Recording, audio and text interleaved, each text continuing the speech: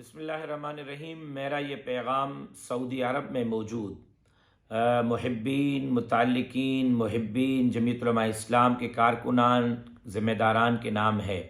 کل الیکشن ہے، پورے پاکستان میں جمعیت علماء اسلام الیکشن میں حصہ لے رہی ہے، ان کے اتحادی حصہ لے رہے ہیں۔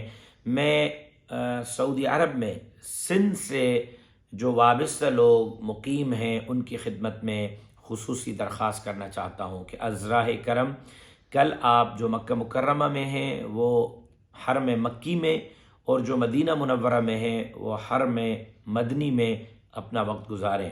طواف، عمرے، نوافل، ذکر و اذکار کا اہتمام کریں، اور قائد محترم حضرت مولانا فضل الرحمان صاحب کے سپاہیوں کے کامیابی کے لیے بھی دعا کریں، مولانا صاحب کی کامیابی کے لیے بھی دعا کریں، جمعیت کے کارکنان کی کامیابی کے لیے بھی دعا کریں، اور حفاظت کے ساتھ، امن کے ساتھ الیکشن کا دن گزارنے کی بھی دعا کریں۔ میں امید کرتا ہوں کہ سعودی عرب میں موجود جماعت سے وابستہ ساتھی، محبین، متعلقین، محبین کل کا دن حرم میں گزاریں گے اور ہمارے لیے دعاؤں کا اہتمام کریں گے۔